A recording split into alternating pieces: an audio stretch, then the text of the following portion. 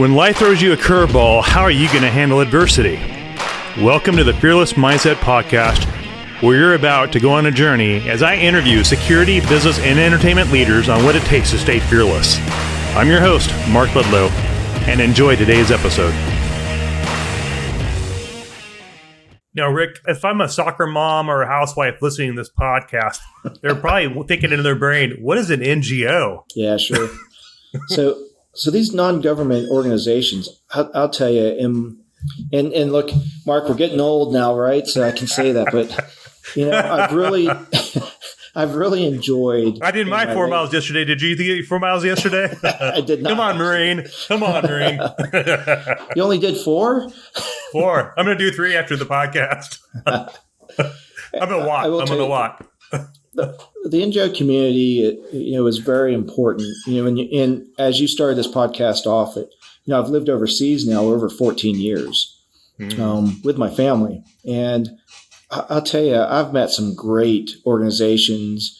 It's an NGO that does just water conservation with sponsored by the UN or the US or EU, whoever it is, and these men and women are out there. They're not big State Department protection details helping these guys out, and they're putting themselves in harm's way to do the right thing. And as I've gotten a little bit older, I've seen that. I've seen that all over specifically Africa and the Middle East, and I've put a lot of my effort just in the last couple of years to make my team, my expertise, and guys like yourself even available to these NGOs, because they're fielding 5-6 people in DRC or one person in Nigeria, and they're trying to make a difference locally. And so I have a lot of time these days for these non-government organizations or nonprofit organizations. Even in my personal case, we lived in Kenya, and as you well know, Mark, my daughter has a chronic illness. And we were accessible. Some of these NGOs were accessible to that were experts in their medical field, and though they didn't have the answer at the time, they were just accessible to us locally. And I have a lot of time for these guys now, and they don't like to hear it, but an NGO, a non-government organization, a nonprofit is still a business. They're still they still get grants and they still get funding. And so they have to protect themselves and their organization and their people, or I should have said that backwards, their people, their organization, and their investors the same way a large State Department group has to do it. Yeah, I don't think people really take that in consideration, Rick. They just really don't. They think, Blackwater was just strictly for the U.S. government. And they really don't think that you guys have many other clients out there around the globe that saw what you guys did on the ground in Iraq, and that was your breaking mission that broke you guys loose globally. And now I know you guys did some stuff in Africa and all over the globe doing like humanitarian relief effort stuff, all kinds of stuff, and hurricane stuff. And you guys are on the ground supporting the hurricane there in Katrina. Yeah, sure. So, some of that was by design because, one thing about operation guys is they generally don't like to talk about themselves, right? Not because they're trying to be secret about it. It's just they just don't generally talk about themselves. And some of the clients, the NGO clients, and the commercial clients, it was done by design that we just don't talk about it. Obviously the big State Department programs, had all the big publicity. But I'll tell you, there was just as many teams out there back in those days that were protecting, people that were trying to create schools, trying to create work programs, as there was the big State Department teams. And if you're in the audience listening to this is Ric. How do you pronounce your last name, Ric? Peregrino. You can find him on LinkedIn. And if you're listening to this on Apple Podcast, give us a 5-star rating. And the 5th person to give that 5-star rating on Apple Podcast, I'll give you a gift card of $100. And I have a way of tracking that. And so we're trying to do a little promotion for the podcast for this year. And you can follow Ric on LinkedIn. I think that's the only place you're around, right? LinkedIn is pretty much your only social media platform. Yeah. Again, by design. And by design. But if you want to follow the show, we're on YouTube. This video piece will be on YouTube. We'll be hacking this up on Instagram and Facebook with my team. And please follow us and make a comment on YouTube if you like it. If you're Blackwater, have a comment. You want to talk to the Brotherhood on YouTube, we'll be posting this on YouTube.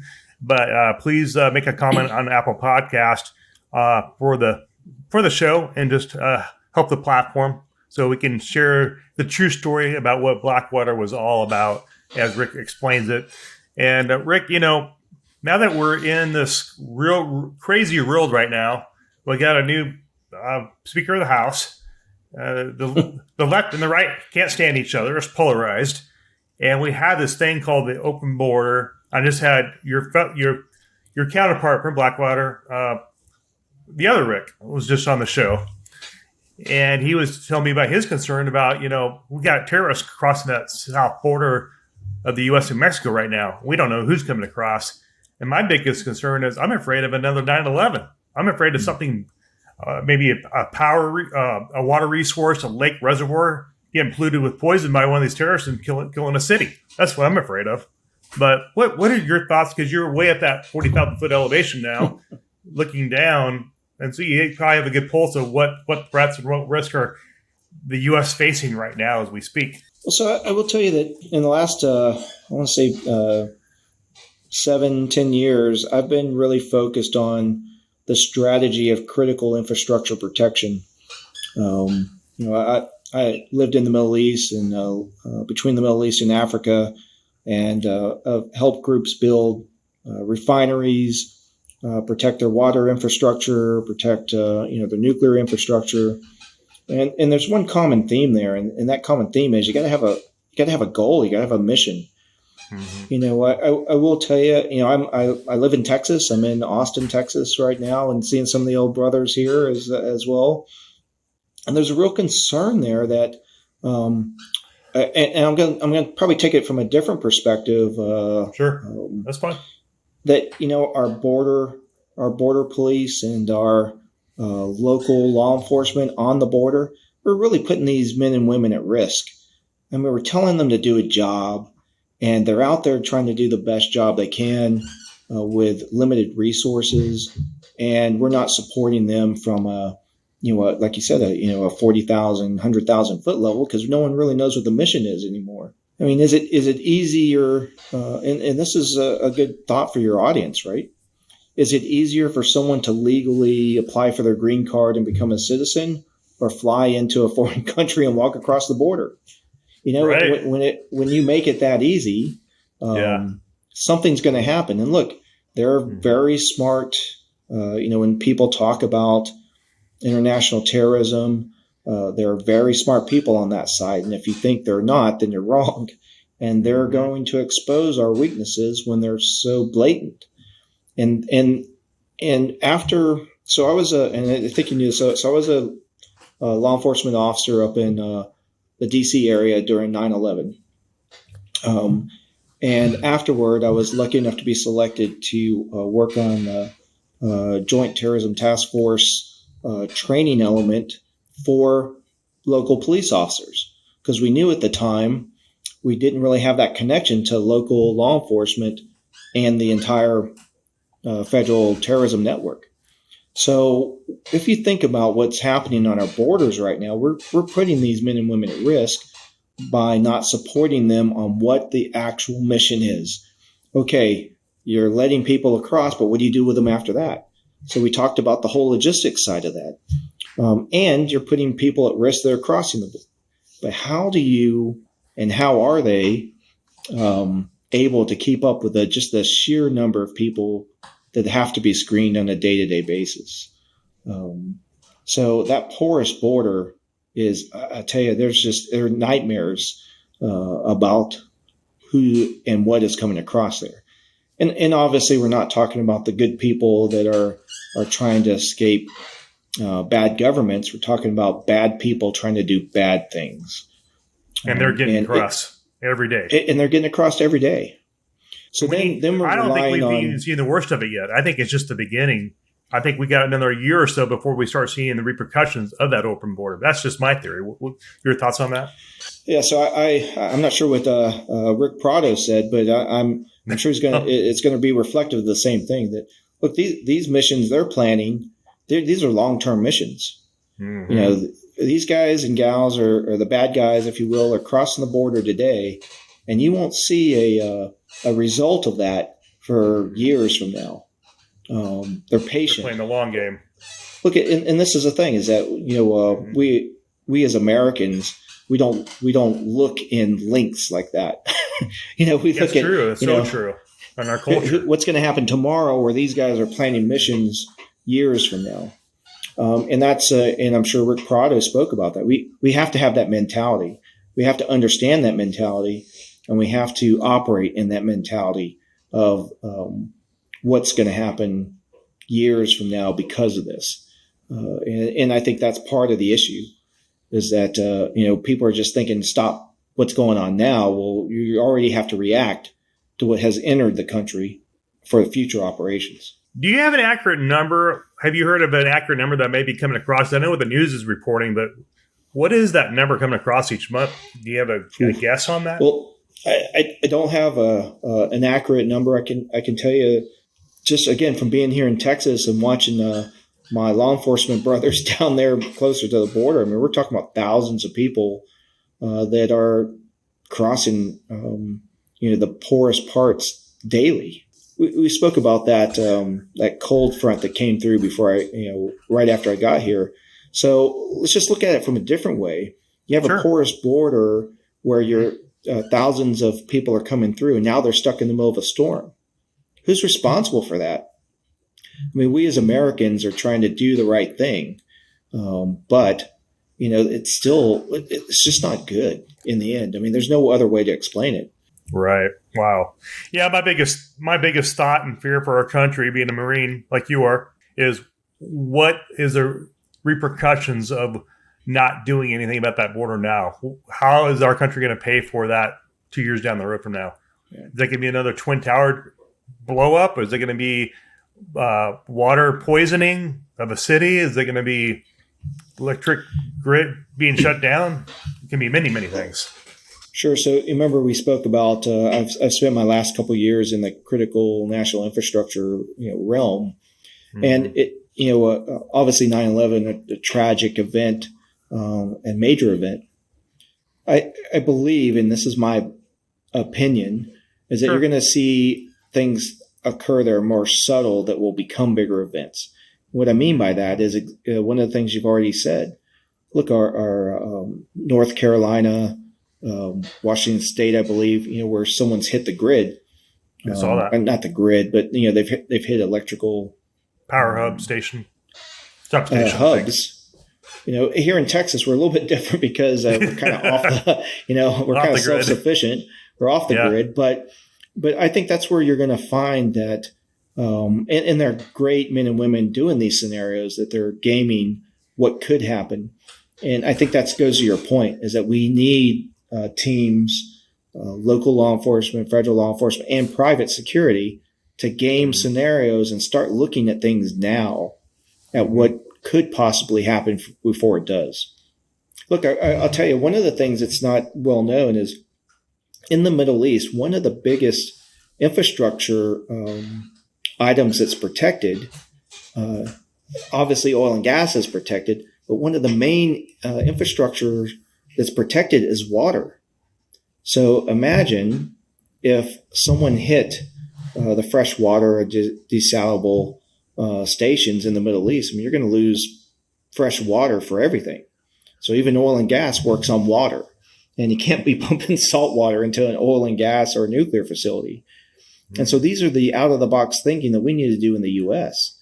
is, okay, sure, power grids and airlines, but we need to go all the way down to farm hubs and electrical hubs and water areas. Those things need to have a scenario, and there are men and women that are doing that on a day-to-day basis, but they need help. They need that initiative to go, hey, let's think out of the box. What else could happen here? Yeah, that's wild. That'd be a good movie right there on the future of I think it'd be a really good movie. I'm sure Hollywood would do a good job of blowing that thing up. But and that is going to be, it's going to be a subtle, it's going to be something that's going to occur before you even know it occurs. And then it hits and it's like, oh, what was that? Oh, crap. Are you kidding me? How did they do that? Well, the board has been open how many years? Sure. Finally hit 2025, 2026. And everybody's just looking the other way. Nobody wanted to really talk about it because it's too polarizing. But, the Twin Towers didn't go down. I would tell you that and again, I'm lucky in a lot of ways because I'm connected to such a big group of men and women from the old days that are now in law enforcement or law enforcement groups. I mean, these men and women are working their butts off every single day to do the best they can with all of these scenarios. But it's just an overwhelming task if we're not connected as a country, we're not connected as a community. Right. And let alone connected as as a state. So, we have to do better at that, if you will. Right. And a shout out to our men and women in law enforcement. Much respect from Department of Justice, the FBI. I know there's a lot of scrutiny going out there, but you guys do an excellent job protecting our country and our business, our security interests, and our men and women in blue across the country. Policing our cities, LA, San Diego, all the major cities. We thank you for your service to our community and our country for keeping us safe. And shout out to you guys, because without you guys, it'd be mayhem all over the place. It'd be madmen around the country, the United States. So much respect to you folks out there for doing what you do. And look, in the recent years, the integration of private security and law enforcement has grown through a lot of the great programs that are out there, and I think that needs to continue. There's you think that's going to slow down, Rick, or is it going to keep on blowing up with this year with everything going on? I think, and this is just my opinion, and okay. I just believe that that's going to grow because we've initiated a seed and it's working. Look, in all these organizations, whether you're federal, local, law enforcement, eventually you're going to get out of law enforcement. You want to go private. Well, now we've created a private system that is now integrated with law enforcement in helping not just crime, but some community relations and things of that nature, and that community communication that law enforcement has done, as well as education from the private sector into the local and federal sector. I mean, the big difference between the private sector and the federal sector is money. Private sector generally has a bit more money to try new things than local law enforcement. And so I think we need to continue that integration, if nothing else, because of information, right? Information is what protects groups and cities and countries, not just the guy with the vest and weapon. It's really information and trying to prevent these things before they occur. And law enforcement, federal and local law enforcement's use of the private sector to gain that information, I believe, has been seen as a positive thing in the last couple of years. It's amazing how Intel has changed the scope of protection. I mean, on LinkedIn, for example, I see more jobs for Intel analysts than I do EP agents or EP programs. It's pretty fascinating to me on how that's changed in the last. I noticed it in the last 3 to 4 years more than any time in my career. Yeah. So in my world, there's still a bit of a separation of the information intelligence guys and the operation guys, and I just think that's by nature of the beast, if you will. However, the most successful teams have that good integration of those two items. That's great. Because you can see the difference between a group that's out there, dark sunglasses and earpieces, just trying to do their own thing, versus a group that is, really analyzing the area they're operating in. Two totally separate types of teams there. And, there's a group, the Association of Threat Assessment Professionals, that has come out, ATAP. And I tell you, and again, I don't want to say how old we are, but, I can remember when that started.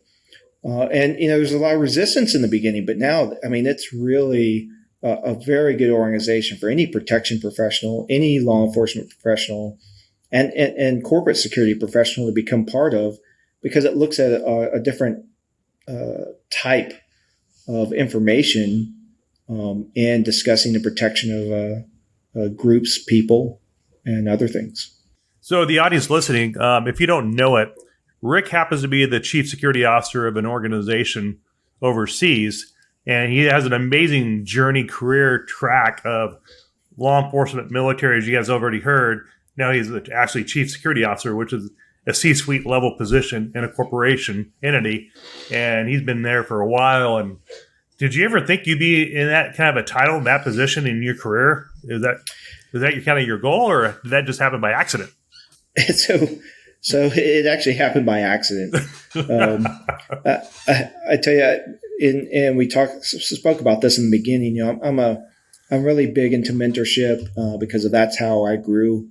And you know, I was always comfortable being the back right-hand corner guy in a boardroom, advising the chairman or advising the teams on what to do next.